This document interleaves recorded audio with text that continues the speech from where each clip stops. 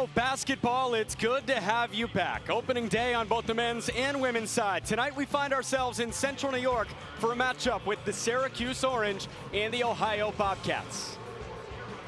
And with that, we welcome you into the Dome alongside Tim Leonard. I'm Jack McMullen. Tim, these are two teams that had really good years last year. Syracuse, they hosted the NCAA tournament for the first time in 3 years. For Ohio, a 30-win season. It was their best year in program history, and frankly, they were snubbed from the NCAA tournament, one of the last teams out, and they're returning a lot of talent from that roster. One player that doesn't return for Syracuse, and we'll get into her later, is Tiana Moncahia, but Kiera Lewis making her first career start at point guard for Syracuse today. She's ready to explode.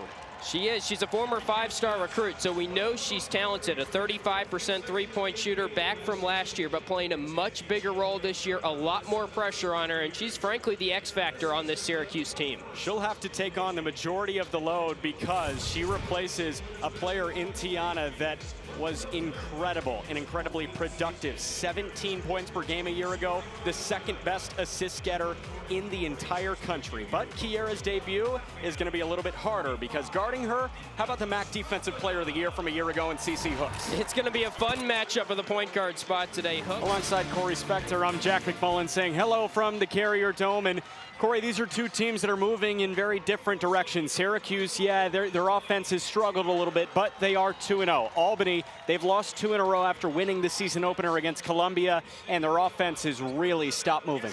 And we welcome you to the SU Soccer Stadium alongside Ian Toner. I'm Jack McMullen. Ian, Syracuse coming off of their 500th win in program history on Tuesday with a 1-0 win over Colgate. Now they have a chance for ACC win number 1 in 2019. Welcome back, and if you've watched any Syracuse women's basketball over the last couple of years, chances are you've enjoyed watching one of the best point guards in all of college basketball. But on July 1st, the world learned something new about a certain Syracuse phenom. I'm Tiana Moncahia, and I've been diagnosed with stage 2 breast cancer. In July, she went public. Syracuse was ready to be on her side for the fight. But before we could join her, she got the team and Coach Quentin Hillsman on her side. And then I called him and I came into his office and I told him what happened and we had a little sad moment. And then we were like, Coach Q was like, okay, now we just have to figure out what to do from here. What was next was starting chemotherapy. 8 rounds, nearly 10,000 miles away from her native Australia. But maybe Syracuse was the best place to battle. It's just been amazing here, and I just couldn't have asked for better support and help from the coaching staff and everyone. I haven't really had that time to be alone, which is good. And her team, with her from the start, counted down her last treatment with her.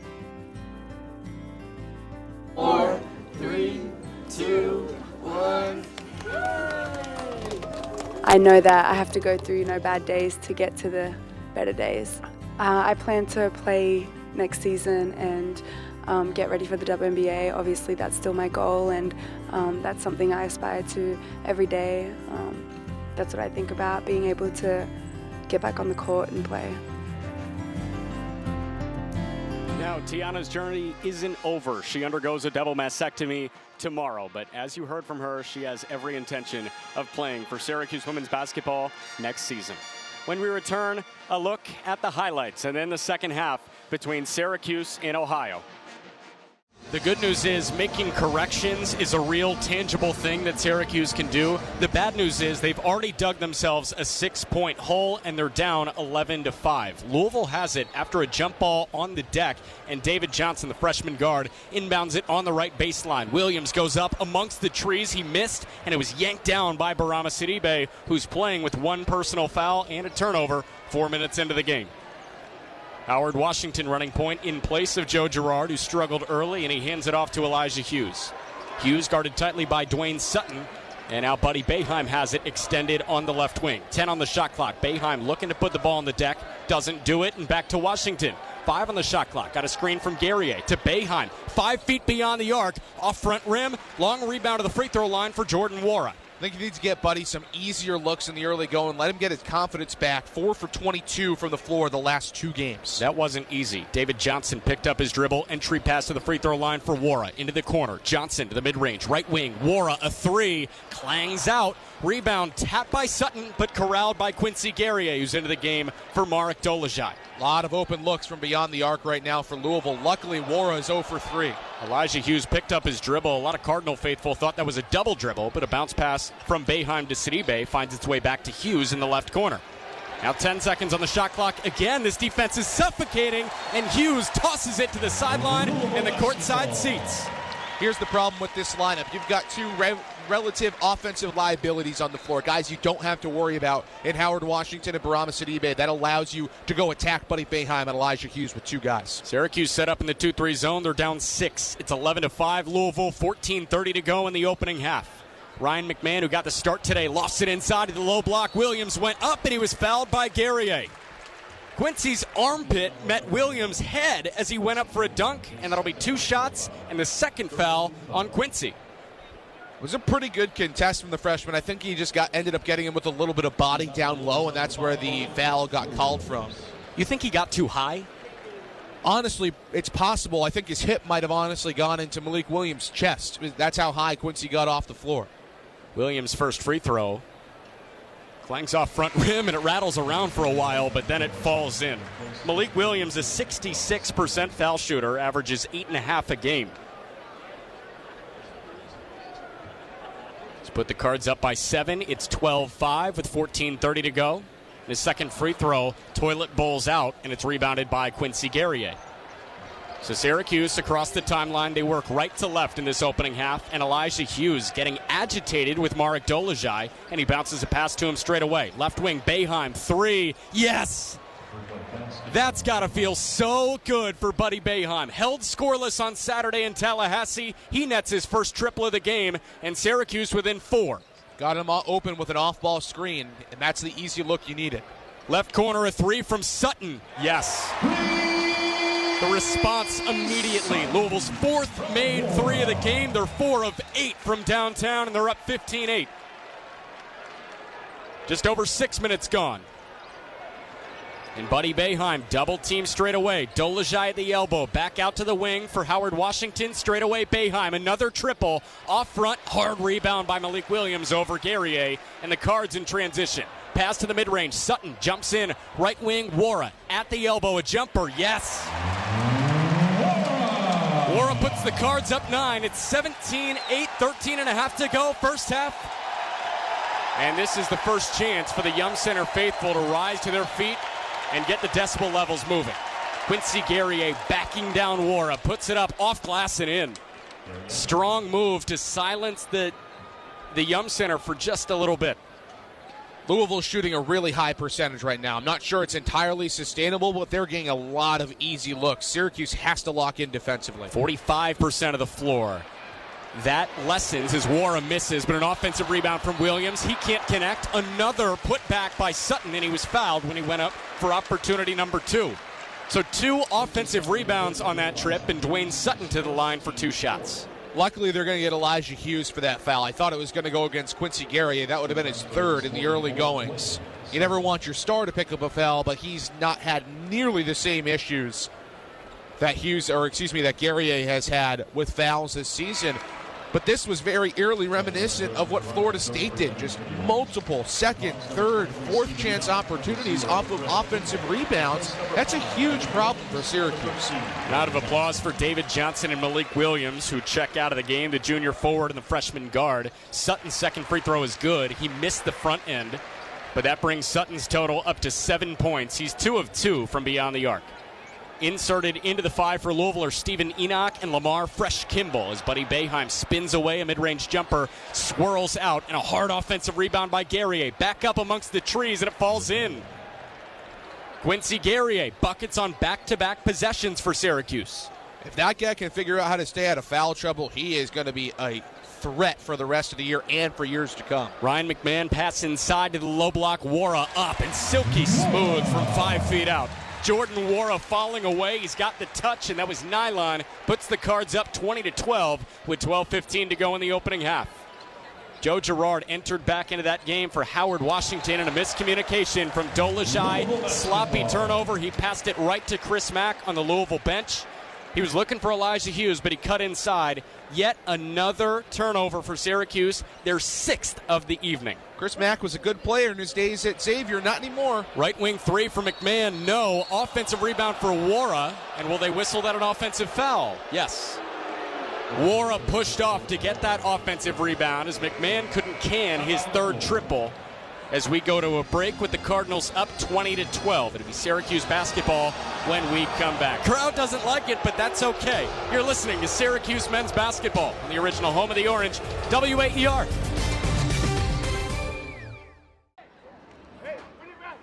Ball fell to Emil Elveroth, the guy whose name we really didn't get to call much in that first half. He was quiet, as was the entirety of the front line. But here comes Sharif J, maybe on cue. Elveroth fighting with McDonald, who staves it away from danger. Yeah, McDonald doing a great job there, sweeping up and making sure he sniffs the danger out. Certainly has had a decent half there, and he'll be looking to keep that momentum going. Ball in, Niall Higgins heads it away. And it falls to Massimo Ferrin. Luther Archimede playing with a yellow card. Fulcar takes it, and a pass out to Hilly Goldhar. They trigger Raposo with a chip forward. Goldhar didn't follow. Ferrin with a touch on ball, but Cody Cochran hit it off the foot of Ferrin. Yeah, good work from Ferrin. Continued to work hard, not letting the ball out. We saw that several times in the first half, too. Massimo Ferrin has been relentless on the ball. Yeah, he's been working exceptionally hard for his team, as many other players on both teams have. I mean, the first half was very competitive. We talked about the tackles at halftime. Certainly, there was commitment from both sets of players, but you just feel that Syracuse got the better of things especially in the opening half an hour. And Coach McIntyre looked to continue and build off that. The game, you just feel, is one of those that needs a goal to get it really pumping, but both teams will be happy, I think, up to now to not have conceded. Probably Louisville a little bit happier than Syracuse from that perspective. Might have been a frustration shot there from Sharif J, not getting anything open for him, and the guy down for SU is Julio Fulcar. That was the first shot for Louisville, not on goal. They registered 3 shots in the first half, all of which were on the paws of Christian Misch, the sophomore who got the start in net for head coach Ian McIntyre in SU men's soccer. Opted for Misch over the redshirt junior Jake Leahy, who started that 2-2 draw with New Hampshire. They alternated through the first 4 matches. Went Misch at Georgetown, a 3-1 loss to a team that is a consensus top 5 team in the country. Goldhar runs in, a ball into the box is skied away for the moment. Settles with Raposo, you know that could be danger for Louisville. Yeah, good run and movement there down that far side from Goldhar. And then Raposo showing the composure to keep the ball for SU, but Louisville will continue, I think, to look to maybe try and play on the counter a little bit more, especially in the second half. One thing they've got to be very careful of, especially when you look at the pace of Archimede and again the conditions that we've talked about. If their back line is a little too high, they might get exposed at times. So I'm sure that's been discussed, not to get caught, especially when we saw his pace causing them lots of trouble in the first half. Amo to the top right corner of the box. It was intercepted by Fulcar. Ball out to the midline. And a bump from Ferrin. It's Cody Cochran that's down now. Will things open up more in the second half, or will things just tend to get a bit more physical? And Massimo Ferrin actually just got hit with a yellow card for that hit. Yeah, for me the yellow's quite harsh. Players coming together. It's not like he's led with any specific part of his body. He's just got in there, and yeah, Cochran's gone down and Ferrin is coming a little late, but it was nothing too bad, to be honest, and it's just physical play.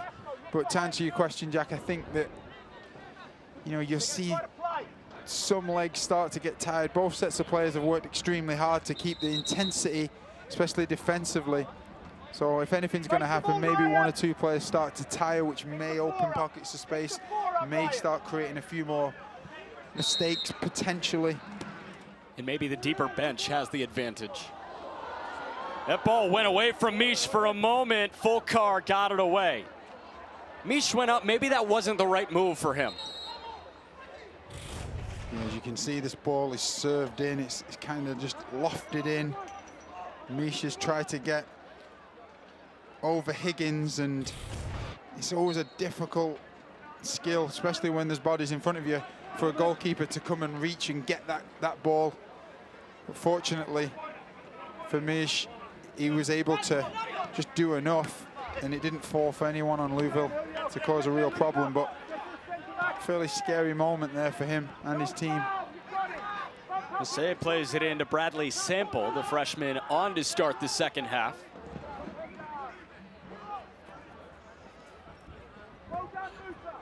Ball sails out of bounds on the first ball that leaves Jake Gelnovac's foot of the second half.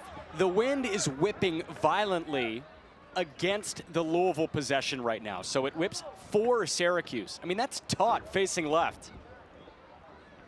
Yeah, and Coach McIntyre said they had the decision. They won the toss, and they decided to compete against the conditions in the first half. And as he mentioned, it was fairly favorable in holding the ball up for the likes of Archimede, but you kind of feel that if it keeps going like this, can they use it to their advantage and really put a lot of pressure on Louisville?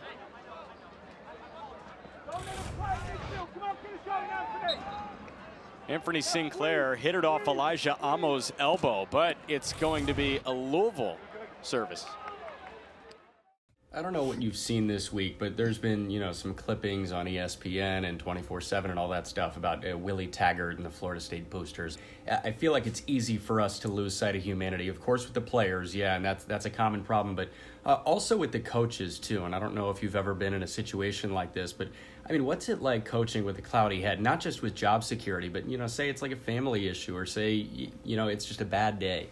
That's really tough on a coach, and I'm not going to comment on Willie Taggart, but I think the question you asked is a fabulous question. Sometimes even people in the stands, they forget some of the comments that they make, that, yeah, you paid for your ticket, and yeah, you get a right to say whatever you want, and this is America, all that stuff.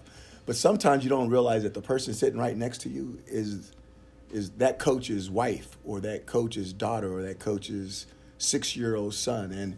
And you might want to ask, because those kids and those wives, they all come home and like, someone, these people said this and these people said that. And I said, well, they have the right to say what they want. They paid for their ticket. Looking forward to Johns Hopkins, this is a team that's struggling a little bit, and they ran into the grinder that is Michael Sowers in Princeton last week, but it's still Johns Hopkins, and it's still the winningest program in college lacrosse.